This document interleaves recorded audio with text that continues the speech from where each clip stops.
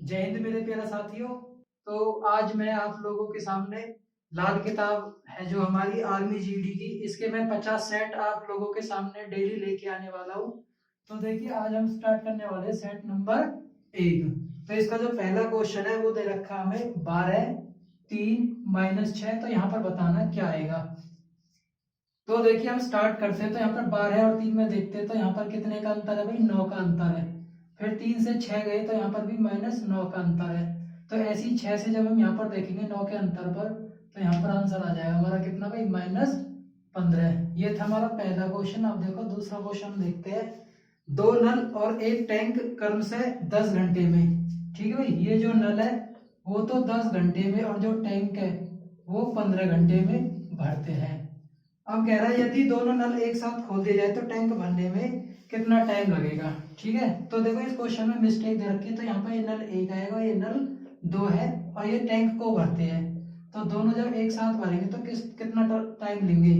तो देखो हम इनका एलसीएम मेथड यूज करते हैं। 10 और 15 का एलसीएम आ गया भाई कितना, 30। तो यहाँ से इसकी जो हम क्षमता निकालते हैं तो वो कितनी आएगी भाई, 10 घंटे लेता है तो 30 में कितना करेगा, 3 यूनिट भर देगा और 15 के हिसाब से कितना देगा, 2 यूनिट।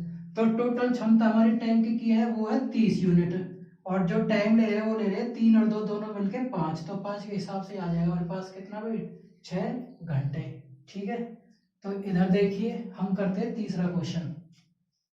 निम्नलिखित पद को हल करना है। 2.9 7.05 गुना में √256 और अपॉन में 4 का स्क्वायर। ये हमारे सामने क्वेश्चन है। अब देखिए इस क्वेश्चन में यहाँ पर ये वर्गमूल दे रखा है। तो मैंने अभी पहले एक वीडियो डाली थी यूट्यूब पर ही, तो वहां पर वर्गमूल और घनमूल मैंने बता रखे हैं। तो वर्गमूल के अंदर हम देखते हैं जो 256 है वो कितने का वर्ग होता है भाई, हमारे पास 16 का। तो इस 256 की जगह पे मैं 16 लिख सकता हूँ। ये 4 का वर्ग है तो 4 का वर्ग भी कितना होता है भाई, 16। 16 से ये 16 कट जाएगा। अब हम क्या करते हैं, 2.9 और 7.05 इनकी क्या कर लेंगे, गुना। तो हम इकाई अंक देखते हैं, ये यहाँ पर 9 है और यहाँ पर कितना है भाई, 5 है। तो जब 9 के और 5 के हम गुना करते हैं तो लास्ट में हमें 45 मिलेगा, जो कि हमें ऑप्शन डी में हमें दे रखा है। तो ये जब मल्टीप्लाई करते हैं तो इसका आंसर आ जाएगा हमारे पास कितना भाई, 20.445। अब देखिए क्वेश्चन नंबर 4। दो संख्याओं का एलसीएम, एलसीएम हमें दे रखा है 1134 और एचसीएफ हमें दे रखा है 18 और एक संख्या दे रखी है हमें 162। तो कह रहा है दूसरी संख्या बताओ क्या होगी। तो देखिए इधर से मैं बताता हूं आप लोगों को। तो हमारे पास फॉर्मूला होता है कि एचसीएफ गुना में एलसीएम का जो गुणनफल होता है वो बराबर होता है पहली संख्या गुना में दूसरी संख्या के बराबर। अब यहाँ पर हमें वैल्यूज दी हुई है, इनकी वैल्यूज रख देते हैं। इधर एचसीएफ की वैल्यू 18 है तो ये 18 गुना में एलसीएम की 1134 है तो 1134। पहली संख्या 162 है तो ये 162 गुना में हमें निकालनी है। अब देखो मैंने आप लोगों को बता रखा है कि जब भी गुना आती है तो अगर हमें वैल्यू x मान लेते हैं, ये सेकंड का सेकंड है तो ये इधर से उठ के जहाँ पर जाएगी तो ये भाग में हो जाएगी। तो ये हम इधर ले गए भाग में। 18 से ये कट गया भाई हमारे पास 9 बार पे और 9 से कट जाएगा 9 एकम 9, 2 बच गए, 9 दूनी 18, 5 बच गया, 9 छिक्के 54। जो दूसरी संख्या होगी वो कितनी होगी हमारे पास, 126। और यही हमारा क्या हो जाएगा भाई, आंसर हो जाएगा। अब देखो नेक्स्ट क्वेश्चन हम करते हैं।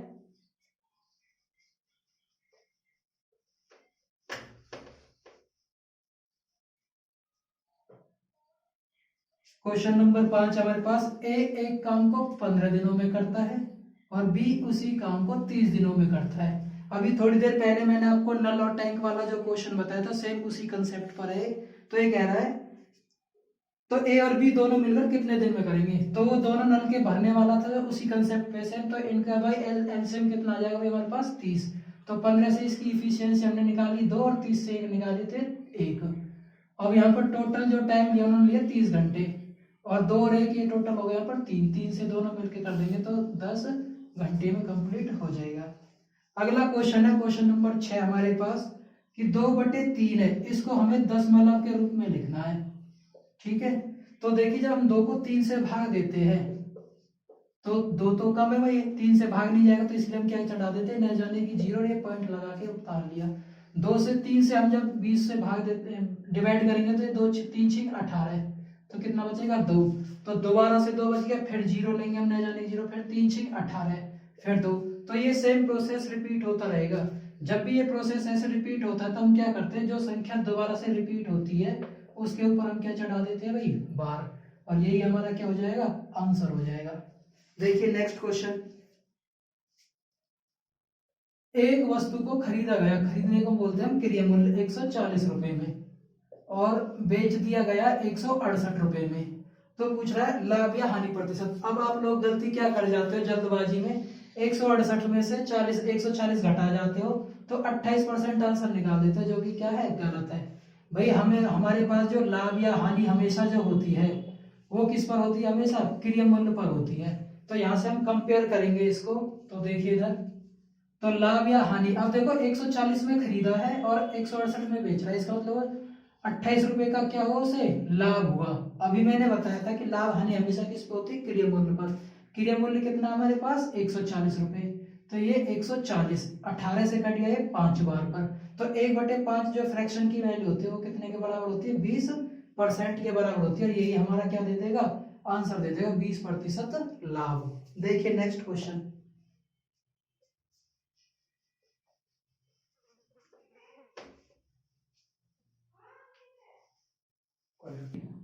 नेक्स्ट क्वेश्चन भी है। तो देखिए नेक्स्ट क्वेश्चन हमारा क्वेश्चन नंबर 8, कि एक घन का आयतन निकालना है जिसकी भुजा दे रखी है हमें, कितनी दे रखी है भाई, 1 मीटर। ठीक है, अब जो हमें ऑप्शन दे रखे हैं वो मीटर में भी दे रखे हैं, सेंटीमीटर में भी दे रखे हैं, और किलोमीटर में भी दे रखे हैं, और ऑल ये करके दे रखे हैं। तो देखो भाई हम अगर निकालते तो जो घन है उसकी भुजा हमें दे रखी है, तो घन का जो आयतन होता है इसका सूत्र होता है भाई हमारे सामने, भुजा की शक्ति 3। तो जब मैं भुजा लेता हूं तो घन का मतलब क्या है, उसकी लंबाई, चौड़ाई और ऊंचाई जब तीनों क्या होती है भाई, समान होती हो, तो आकृति को क्या बोलते हैं, घन बोलते हैं। अब इसकी लंबाई भी 1 है, चौड़ाई भी 1 है, और ऊंचाई भी 1 है, तो 1 गुना 1 गुना 1 या 1 की शक्ति 3। ठीक भाई, मैंने 3 बार लिख दिया, तो यहाँ से मुझे कितना मिल गया, 1 घन मीटर, जो कि मुझे पहले ऑप्शन में दे रखा है। तो हम देखते हैं ऑप्शन नंबर बी, जो हमें सेंटीमीटर क्यूब में दे रखा है। तो देखिए 1 मीटर में जो सेंटीमीटर होते हैं वो कितने होते हैं, 100 सेंटीमीटर। अब मैंने इसको लंबाई मान लेता हूँ, तो 100 सेंटीमीटर की तो ये लंबाई होगी, 100 सेंटीमीटर की ही चौड़ाई होगी, और 100 सेंटीमीटर की उसकी क्या होगी भाई, ऊंचाई होगी। अब मैं इसका आयतन निकालता हूँ, तो एक तो ये आएगा ही, 1 गुना 1 गुना 1 1। अब 2 जीरो ये है, 2 जीरो ये है, 2 जीरो ये है, तो टोटल कितनी जीरो आ जाएंगी, एक के पीछे 6 जीरो आ जाएंगी। इसको हम क्या लिख सकते हैं, 10 की पावर 6 सेंटीमीटर क्यूब। तो ये ऑप्शन बी में भी हमें ये दे रखा है, इसका मतलब ऑप्शन बी भी हमारा क्या है भाई, सही है। अब हम मानते हैं किलोमीटर के अकॉर्डिंग। अब जो 1 किलोमीटर होता है उसमें कितने मीटर होते हैं भाई, 1000 मीटर होते हैं। अब मैं इसकी लंबाई भी 1000 मीटर मान लूं, चौड़ाई भी 1000 मीटर मान लेता हूँ, और ऊंचाई भी क्या मान लेता हूँ भाई, 1000 मीटर। तो सेम इसी की तरह हम करेंगे, तो 1 1 और ये 1 है, ये 1 आ जाएगा, 3 जीरो ये है, 3 जीरो है, 3 जीरो ये है, तो टोटल कितनी जीरो आ जाएंगी भाई हमारे पास, 9 जीरो आ जाएंगी। इसको मैं क्या लिख सकता हूँ, 10 की पावर 9 घन मीटर क्यूब, किलोमीटर के अकॉर्डिंग। ठीक है भाई, तो ये ऑप्शन भी हमारा, जो ऑप्शन दे रखा है 10 की पावर 9, तो ये भी ऑप्शन सही है। इसका मतलब हमारे पास जो ऑप्शन डी है वो करेक्ट हो जाएगा, उपरोक्त सभी। अब आइए नेक्स्ट क्वेश्चन करते हैं।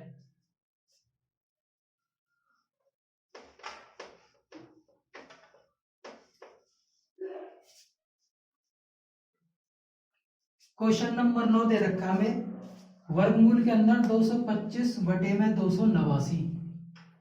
तो देखो ये वर्गमूल दोनों पे लगा हुआ है, तो 225 जो वर्गमूल होता है वो कितने का होता है भाई, 15 का, और जो 289 होता है वो कितने का होता है, 17 में।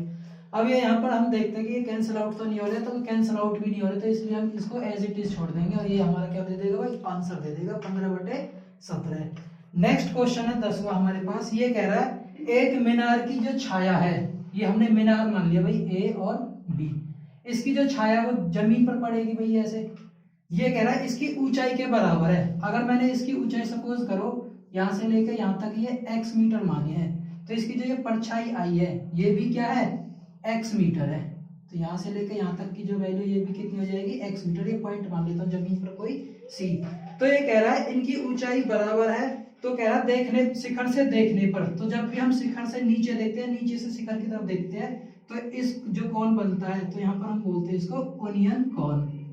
ठीक है, आप लोगों ने पढ़ा होगा लाल कक्का, तो इसका मतलब क्या होता है, लंब बटे जो कर्ण होता है, लंब बटे कर्ण, ये हमारे पास साइन की वैल्यू होती है, आधार बटे कर्ण है जो, ये हमारे पास कॉस की वैल्यू होती है, और लंब बटे आधार जो होती है ये हमारे पास tan की।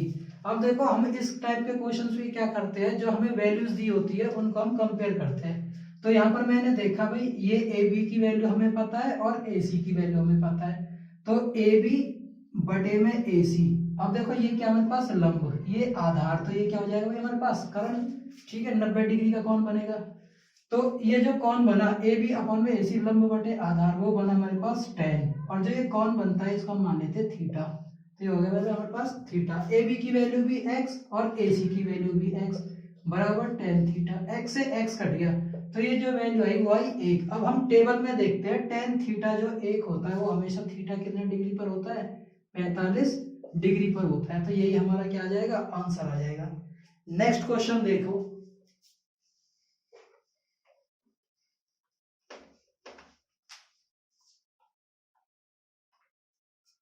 ये कह रहा है हमें एक द्विघात समीकरण दी हुई है x square minus 10x sorry 16x plus के 63 बराबर 0। तो कह रहा है x के मान निकालो। तो हम क्या करते हैं, जब भी हमारे पास एक्स स्क्वायर के आगे कोई भी कोफिशिएंट नहीं दिया होता है तो हम लास्ट में जिसके साथ कुछ भी वैल्यू नहीं है, जो कांस्टेंट वैल्यू है, उसको हम देखते हैं। 63 है, 63 को हम देखते हैं, एक तो 1 गुना 63 हम लिख सकते हैं, या 7 गुना 9 लिख सकते हैं, या 3 गुना 21 लिख सकते हैं, क्योंकि 63 इन दोनों के तीनों के पहाड़े में आता है। अब यहाँ से हमें एक पेयर ऐसा देखना है जहां पर उनको जोड़े या घटा करे, तो ये जो x का कोफिशिएंट है ये आना चाहिए। 63 में से मैं एक घटा दूं या जोड़ दूं, मुझे क्या 16 मिल जाएगा, नहीं मिलेगा, तो ये हम रिजेक्ट कर देंगे। ऐसे ही मैं 21 में 3 जोड़ दूं या घटा दूं, 16 हमें तब भी नहीं मिलेगा, तो ये भी हट गया। अब साथ में अगर मैं 9 जोड़ देता हूं तो मुझे 16 मिल जाएगा, लेकिन घटाने पे नहीं मिलेगा, तो हम क्या लिख सकते हैं, 7 और 9 इनके साथ x x आ जाएगा। अब देखो यहाँ पर पास ये जो वैल्यू मेरे पास ये माइनस की है, और ये वैल्यू है जो ये क्या है हमारे पास पॉजिटिव है। ठीक है, तो ये वैल्यूज मुझे क्या है, दोनों नेगेटिव लेनी पड़ेगी, तभी तो ये 16 आएगा। घटा घटा क्या होते हैं, सेम साइन जो प्लस होते हैं, तो यहाँ पर आगे हम वैल्यू लिख देंगे एक्स स्क्वायर और ये पीछे प्लस 63। अब देखो इन दोनों फैक्टर्स को अगर हम लेते हैं ऐसे अलग अलग, तो यहाँ पर हमारे पास क्या कॉमन आ रहा है, x, तो ये x कॉमन लिया मैंने, x घटा 7, यहाँ पर ये घटा है, ये घटा ले लिया भाई मैंने। 9 और 63 इन दोनों में कौन सा पहाड़ा कॉमन आ रहा है भाई, यहाँ पर 9 कॉमन आ रहा है भाई, 9 की टेबल में 63 भी आता है, तो यहाँ से 9 बाहर आ जाएगा, तो ये x और -7। आप लोगों को ये ध्यान रखना है कि ये जो फैक्टर बनते हैं कॉमन वाले, ये दोनों सेम होने चाहिए हमेशा। तो ये हमारे पास फैक्टर बन गया x -7 और x -9, जो ये दोनों कॉमन है इन दोनों में से एक लिख देंगे हम, और जो ये बच गए और ये वाला जो पोर्शन है ये हम यहाँ पर लिख देंगे। ये बराबर क्या रख देते हैं भाई हम 0, क्योंकि हमें x की वैल्यू निकालनी है, क्वेश्चन में 0 बराबर दे रखा है। तो जब हम यहाँ से लेके जाएंगे तो घटा के साथ इधर जाएगी, तो वैल्यू कैसी बन जाएगी, जमा के, और एक ये घटा के 9 इधर जाके ये भी क्या बन जाएंगे 9, तो यही हमारे क्या हो जाएंगे, सही आंसर आ जाएंगे 7 और 9। जो ऑप्शन नंबर क्या दे रखा है भाई हमें, डी दे रखा है। तो आइए नेक्स्ट क्वेश्चन करते हैं।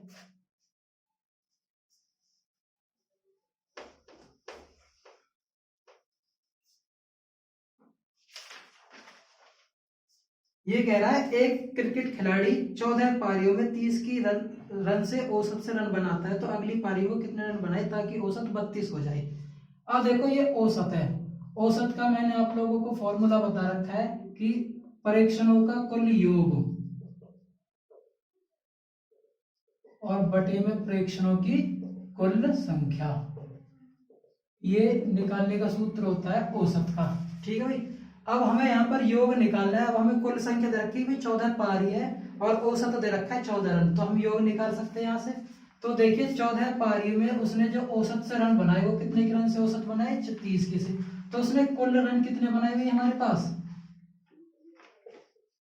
वो बना दिए 14 गुना 30 कर देंगे तो 420। अब कह रहा है वो अगली पारी कौन सी खेले भाई, 14 तो ऑलरेडी खेल चुका है, तो 15वीं पारी खेलेगा, तो 15वीं पारी में उसे कितने रन बनाए कि ताकि उसका औसत रन वो क्या हो जाए 32 हो जाए।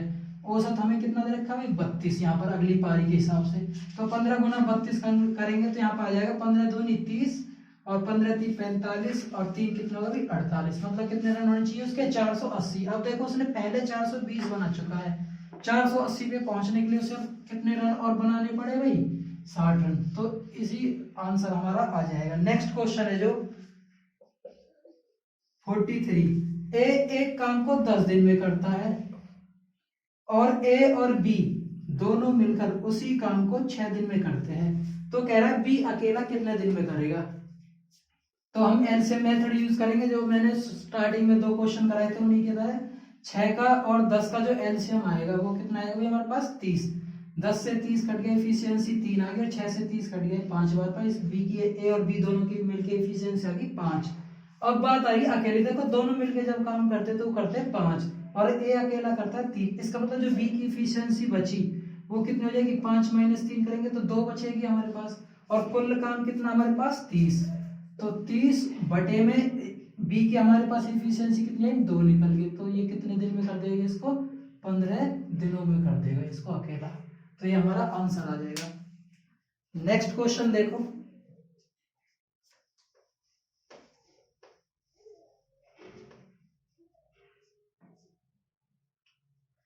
नेक्स्ट क्वेश्चन हमारे पास 10 की पावर 6, 10 की पावर 3, 10 की पावर -6, 10 की पावर -3, 10 की पावर 0 और गुना में 0। इसका मान निकालना है। तो देखिए इनकी वैल्यूज चाहे कुछ भी हो, बस आप लोगों को एक बात ध्यान रखनी, तब भी कभी भी अगर सॉल्व करने के लिए क्वेश्चन आए और पूरा का गुना में हो, लास्ट में क्या हो गई हमारे पास 0 हो या बीच में कहीं पे भी 0 हो। सपोज करो जैसे मैंने यहाँ पर लिख दिया ये 0 का हटा के 10 की पावर 6 यहाँ माइनस के और इसकी जगह पे 0 लिख दिया।